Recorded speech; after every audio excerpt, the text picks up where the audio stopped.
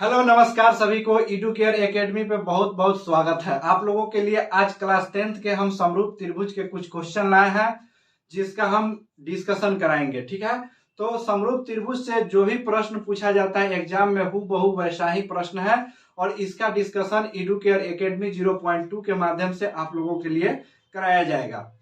तो एक बात कहना चाहेंगे हम कि हो गया आगाज रन का, युग बदलने की तैयारी है, जीत उसी की होगी जिसकी संघर्ष जारी है। इसलिए आप लोग थकिएगा नहीं और रुकिएगा नहीं। जो रुक गया वो लड़ा नहीं, वही हारा।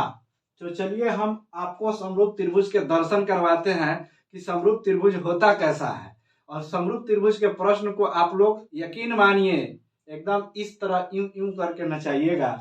तो समरूप त्रिभुज में पहला क्वेश्चन है कि दो समरूप त्रिभुज के भुजाओं का अनुपात 1:2 है, तो इसके क्षेत्रफल का अनुपात क्या होगा। चला देखिएगा बड़ी गौर से, क्योंकि यह क्वेश्चन आप लोगों के मार्क्स बढ़ाने का बूस्टर के काम करेगा। तो हम यहाँ पे दो त्रिभुज बना लिए। एक त्रिभुज का नाम है ए बी और सी, ठीक है। दूसरा त्रिभुज का नाम है डी ई एफ।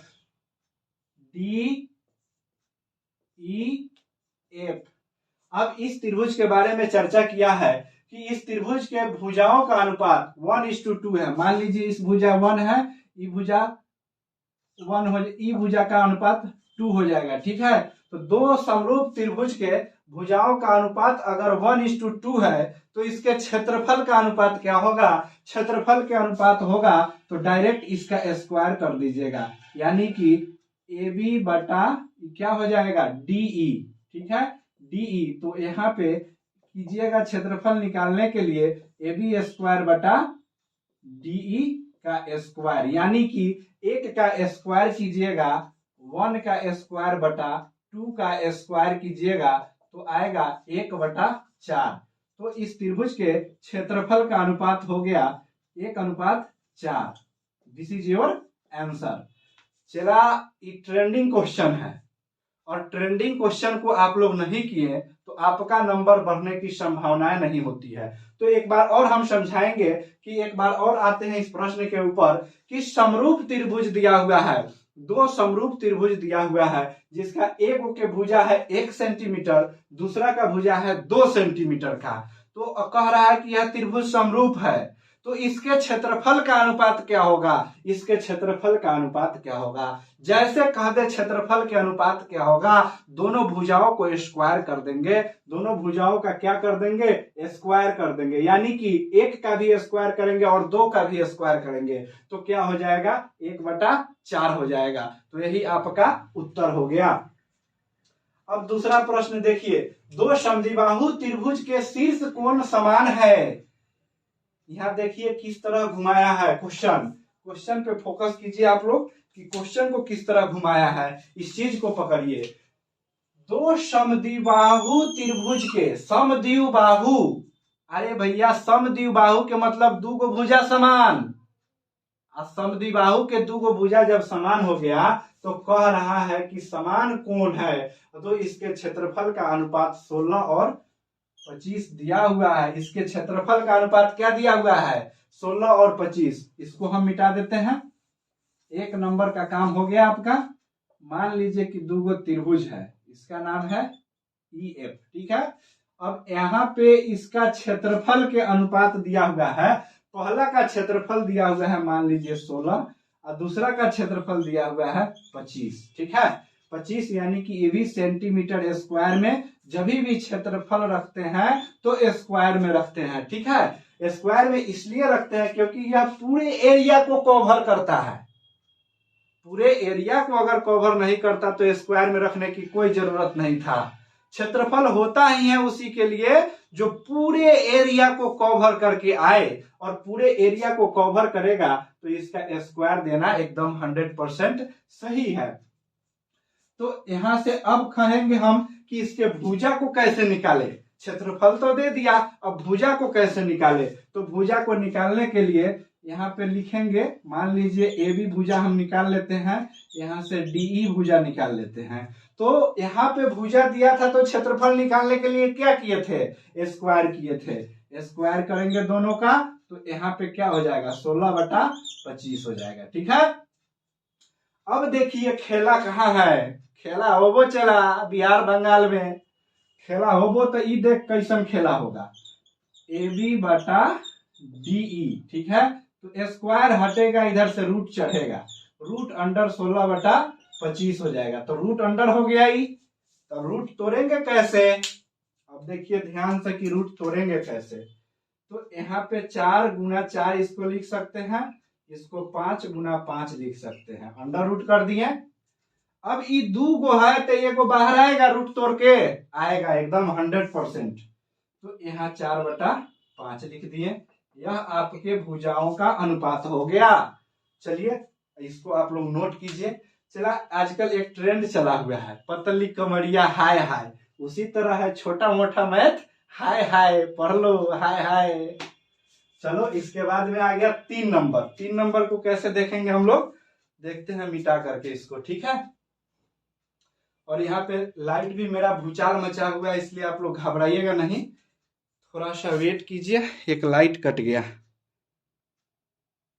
चलिए लाइट ठीक हो गया। अब आपको हम बताते हैं, 2 नंबर क्वेश्चन बता दिए थे, 3 नंबर क्वेश्चन बताते हैं 3 नंबर कैसे बनेगा। ठीक है, आप लोग एकदम चिंता फिक्र छोड़ के पढ़ाई कीजिए। ठीक, 100% गारंटी है कि आपका डिवीजन एकदम हाई होगा।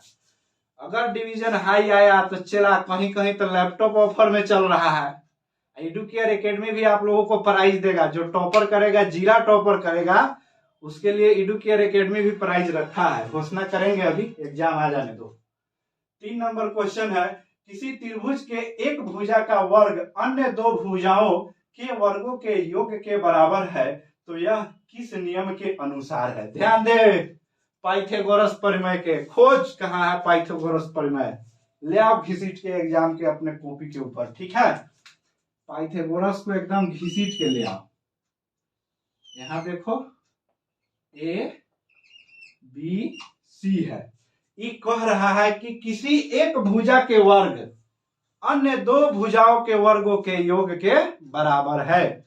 तो किसी एक भुजा के वर्ग यानी कि AC² equal to AB² plus BC² चला जी, घबराइएगा नहीं बाबू, इस सबर का फल है मीठा होता है, आएगा एक दिन जरूर।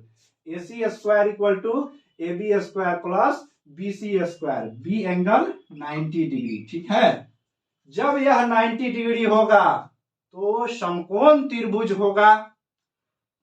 अब समकोण त्रिभुज यह जब हो गया तो समकोण त्रिभुज के सामने वाला भुजा कर्ण होता है, समकोण त्रिभुज के सामने वाला भुजा क्या होता है, कर्ण होता है। कर्ण समकोण त्रिभुज के सबसे बड़ी और लंबी भुजा होती है, और इस भुजा के लंबाई निकालने के लिए फॉर्मूला पाइथागोरस सर ने खोजे हैं, AC² equal to AB² plus BC²।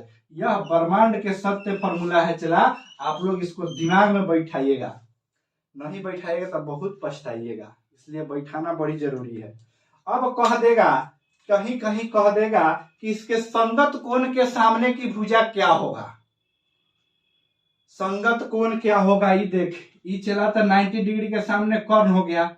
अब जो कोण तुमको थीटा दे देगा, जो कोण थीटा दे देगा और थीटा के सामने जो भुजा होगा उस भुजा का नाम लंब होगा। समझ गए, तो कर्ण समझ गए और लंब समझ गए, तो आधार, हे प्रभु नाम आधारा, सुमिर सुमिर नर उतर है पारा, तो ये है आधार, इसको क्या बोलते हैं, आधार बोलते हैं। ठीक है, तो आधार भी हो गया, लंब भी हो गया, और पाइथागोरस प्रमेय प्रूफ भी हो गया। तो चला जी 3 नंबर हो गया क्लियर। अब देखिए 4 नंबर, 2 समरूप त्रिभुज के भुजाओं का अनुपात 4:9 के अनुपात में है, तो त्रिभुज के क्षेत्रफल का अनुपात क्या होगा। अब ये ना पढ़ा है, चला ये देख टरकाए क्वेश्चन के एकदम साफ साफ नहीं छोड़ना है, जैसे भी हो जाए चला, टॉपर के नीचे गुजारा नहीं है। कम से कम 350-400 नंबर नहीं आया तो मेहनत करना बेकार है। 2 समरूप त्रिभुज के भुजाओं का अनुपात 4 और 9 के है, यानी कि मान लो ये त्रिभुज है, दूसरा त्रिभुजों हम न ठोकेंगे, एक एक त्रिभुज से काम चलाएंगे, ज्यादा भगाने से भी कुछ नहीं होने वाला है। चलो ये हो गया ई, ठीक है। तो एबीसी त्रिभुज है और डीईएफ एगो त्रिभुज है। एक कर दे दिलो भुजा के अनुपात 4 योग लो 9। तू कहबे बार बार मास्टर ये काहे, ये यार तू ये ले ना ले 4 तो 9 ले ले, कहानी खत्म। अब उधर जथी मानो तथी ले ले तू, लेकिन बनाओ क्वेश्चन कॉन्सेप्ट से। यहाँ देख, दो समरूप त्रिभुज के भुजाओं का अनुपात हो गया, तो भुजा मान लो ए बी है, ए बी बटा डी है, तो इसका अनुपात क्या है 4 है और 9 है। अब कह रहा है क्वेश्चन करवट लिया है, अब कह रहा है कि इसके क्षेत्रफल का अनुपात क्या होगा। तो ये धर के दोनों के स्क्वायर कर दे, साफ एकदम कान धर के ममोड़ दे, साफ स्क्वायर चढ़ा दे, और यहाँ पर लिखो कि यह 16/81 हो गया तुम्हारा उत्तर, ठीक है। अब 4 नंबर हो गया चला कंप्लीट। 5 नंबर हम पढ़ते हैं, क्वेश्चन क्या है। दो समरूप त्रिभुज के क्षेत्रफल का अनुपात 81 और 49 है, तो इनके भुजाओं का अनुपात क्या होगा। अब देख चला, अब कह रहा है कि दो समरूप त्रिभुज है जिनका क्षेत्रफल, मान ले पहिलका का क्षेत्रफल 81 सेंटीमीटर स्क्वायर है और दूसरका का क्षेत्रफल 49 सेंटीमीटर स्क्वायर है, ठीक है। ये हो क्वेश्चन नंबर 5। अब हम ये सब मिटा देते हैं ना, तो तू लोग हो जाएगा कंफ्यूजन। कंफ्यूजन के शिकार ही मैट्रिक वाला लड़का बहुत ना होता है। चला, ये क्वेश्चन हो 5 नंबर। 5 नंबर क्वेश्चन कहे छो कि एगो त्रिभुज के क्षेत्रफल है 81 सेंटीमीटर स्क्वायर, दूसरे त्रिभुज का क्षेत्रफल है 49 सेंटीमीटर स्क्वायर, और दोनों त्रिभुज समरूप है, दोनों त्रिभुज समरूप है, ठीक है। दोनों त्रिभुज समरूप है, तो इसके भुजाओं का अनुपात क्या हो जाएगा, बोलो पत्तरी मैथ, हा हा हा हा। तो यहाँ पे हो जाएगा 81/49 का अंडर रूट करेंगे, यानी 9/7, ठीक है। समझ में आया बात। अब ये भुजा था तो भुजा लिख देते बाबू ए बी बटा डी, ठीक है। डी लिख देते और इस दोनों का स्क्वायर दे देते हम, स्क्वायर स्क्वायर स्क्वायर इधर से हटेगा तो रूट इस पे चढ़ेगा, और रूट चढ़ेगा तो ये दोनों के वर्गमूल है, ये 9 का है, 7 का है, तो निकल के आ गया आंसर तुम्हारा 9/7। चलो, इसको हो गया 5 नंबर खत्म। 6 नंबर देखते क्या है। 6 नंबर कह रहा है कि त्रिभुज एबीसी और डीईएफ में बीसी 3 सेंटीमीटर, ईएफ 4 सेंटीमीटर, तो एबीसी का क्षेत्रफल है 54 सेंटीमीटर, तो डीईएफ का क्षेत्रफल क्या होगा। चला जी, वीवीआई क्वेश्चन कह रहा है ना कि एग्जाम में लड़ेगा तो लड़ेगा, एकदम तकरार होगा तो तकरार होगा। तुम्ही लोग कहेगा कि क्वेश्चन कहाँ से लाए थे गुरुजी। अरे गुरुजी तो अपने रिसर्च करके क्वेश्चन खोजे हैं, बेशक जेल हो जाए तो मंजूर है, लेकिन कोई बात नहीं। चला, आप लोगों के लिए एडुकेयर एकेडमी तैयार कर रहा है ऐसा क्वेश्चन जो सीधे आपके एग्जाम में छपेगा। आप सिर्फ अपना 1-1.5 घंटा हमको दीजिएगा एग्जाम से 2-4 दिन पहले, और मैं वादा करता हूं कि कम से कम 50% क्वेश्चन आपको एग्जाम में डायरेक्ट लड़वाएंगे सिर्फ अपने वीडियो से। चला जी, टेंशन नहीं लीजिएगा, ठीक है। अब 5 नंबर हो गया। 6 नंबर, त्रिभुज एबीसी और डीईएफ में बीसी 3 सेंटीमीटर और ईएफ 4 सेंटीमीटर, तो एबीसी का क्षेत्रफल दिया हुआ है। अब इसी फिगर से हम काम चला लेंगे, ठीक है। इसी फिगर से काम चला लेंगे, इसको सिर्फ मिटा देते हैं। चला जी, कंफ्यूजन नहीं होना चाहिए आप लोगों को, आप लोग बहुत ना कंफ्यूज आ जाते हैं। हाँ, ये हो गया 6 नंबर। 6 नंबर, त्रिभुज एबीसी और डीईएफ में बीसी 3 सेंटीमीटर, ये बीसी 3 सेंटीमीटर यहाँ चढ़ा दिए, 4 सेंटीमीटर ईएफ है, ईएफ 4 सेंटीमीटर दे दिए, ठीक है, 4 सेंटीमीटर दे दिए। अब देख चला, अब देख कि यहाँ कह रहा हो कि एबीसी के क्षेत्रफल है 54 सेंटीमीटर स्क्वायर, एबीसी के क्षेत्रफल है 54 सेंटीमीटर स्क्वायर। जब ये दे दिया तब आंख खोलो, कब तक बंद रखोगे नैन, अपना नैन खोलो। समरूप त्रिभुज के कंसेप्ट याद करो कि अगर एक त्रिभुज का भुजा दूसरे त्रिभुज का भुजा का अनुपात दिया हुआ है, अब त्रिभुज समरूप है तो क्षेत्रफल निकालने के लिए इस भुजा को स्क्वायर करेंगे, इस भुजा का क्या करेंगे, स्क्वायर करेंगे। ठीक है, तो यहाँ पे लिखेंगे BC बटा EF का अगर हम स्क्वायर कर दिए तो यह त्रिभुज का क्षेत्रफल निकल गया। त्रिभुज का क्या निकल गया, क्षेत्रफल। ठीक है, तो 3/4 का हम स्क्वायर किए तो यहाँ पे आ गया मेरा 9/16, 16 यानी कि 16 आ गया। अब इस 16 को हम लिखेंगे कि त्रिभुज ABC का क्षेत्रफल, त्रिभुज ABC का एरिया, एरिया के स्पेलिंग चला गड़बड़ा गेलो, रुक रुक रुक रुक, एरिया। ठीक है, अब बटा में हो गलो त्रिभुज DEF का एरिया।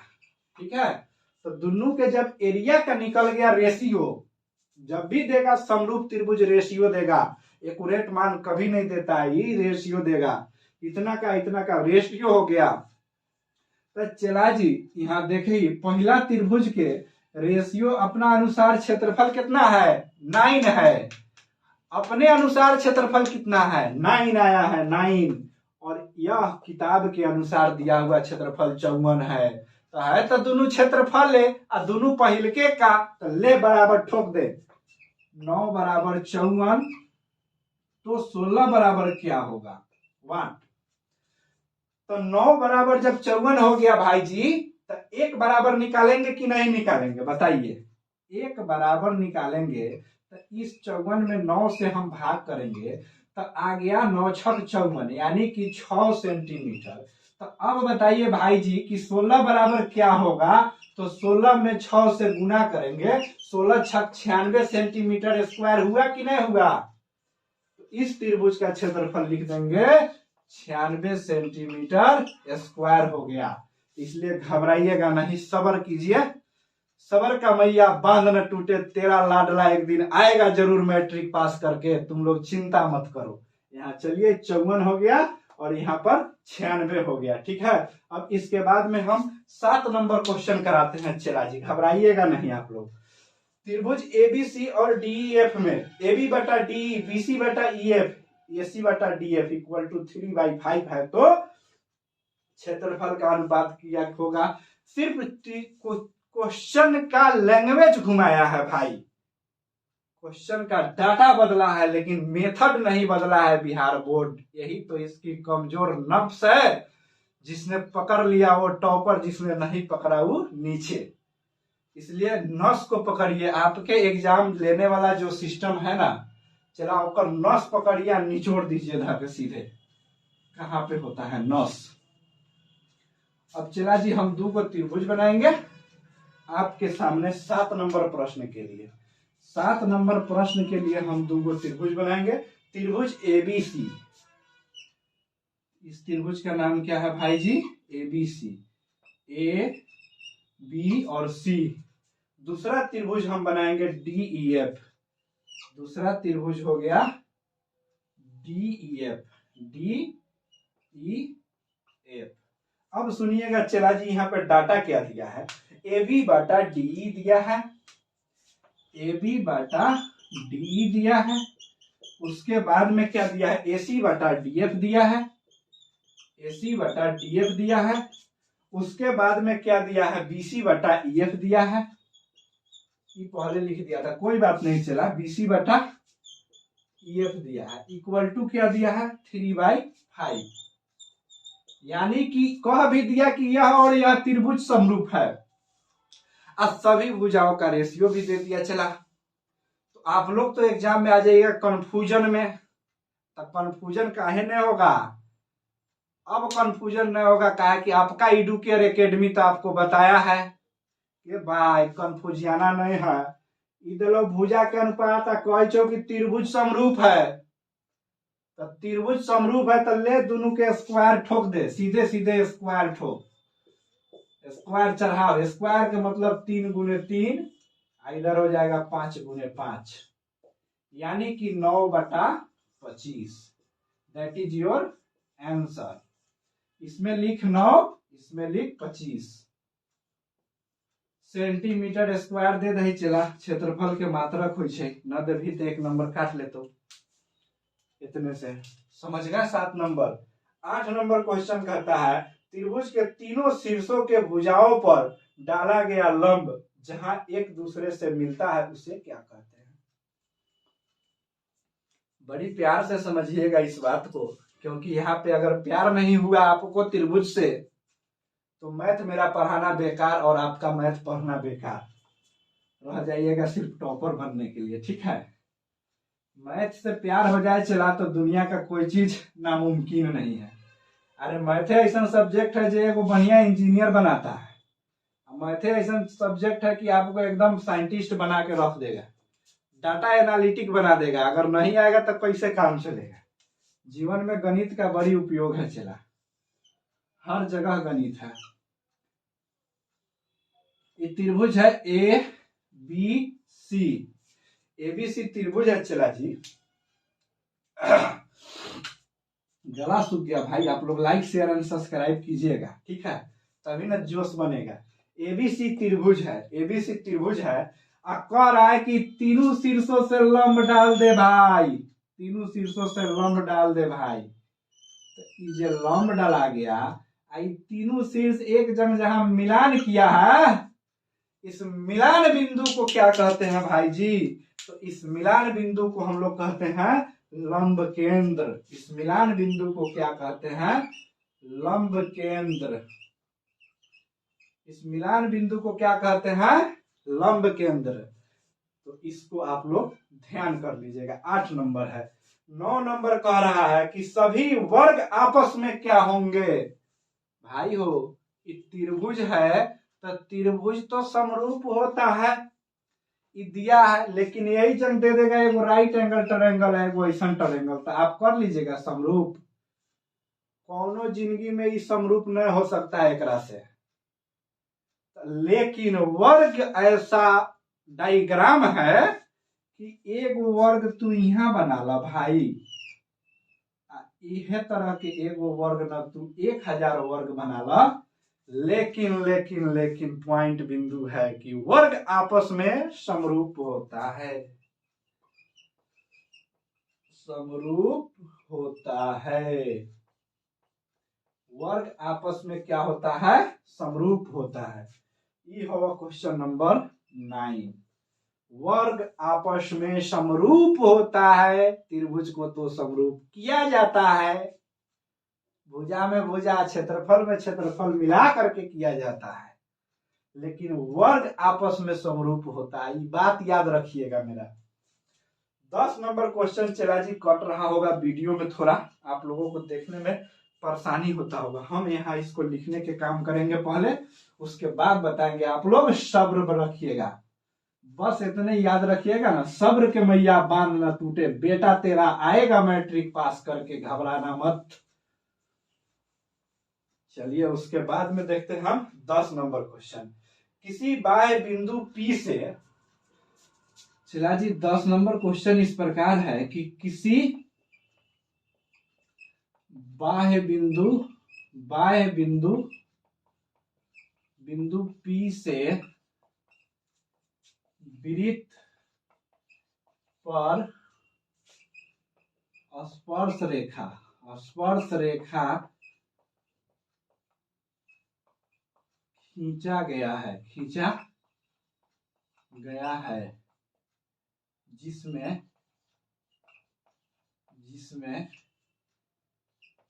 एक स्पर्श रेखा ये है और दूसरा स्पर्श रेखा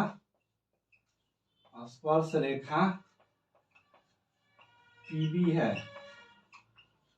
तो PB इक्वल टू वाट। छुटलो नहीं चला, हाँ चला, एगो बात छूट गलो, मुख्य बात छूट गलो। मुख्य बात क्या था कि PA की लंबाई दिया हुआ है, PA की लंबाई दिया हुआ है, कितना दिया हुआ है, 6 सेंटीमीटर। अब ये वो गोल हम बना रहे हैं वृत्त चला जी, घबराइएगा नहीं, बन गया वृत्त।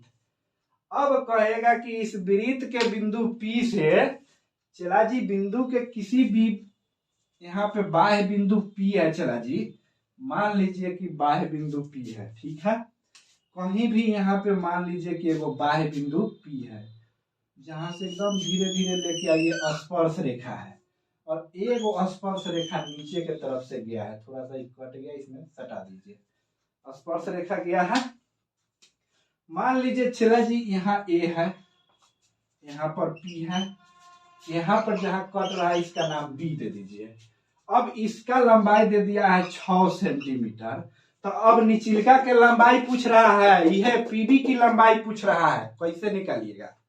तो एक कॉन्सेप्ट है जो याद रखिएगा कि वृत्त में किसी बाह्य बिंदु से 2 स्पर्श रेखा ही खींची जा सकती है, मात्र 2।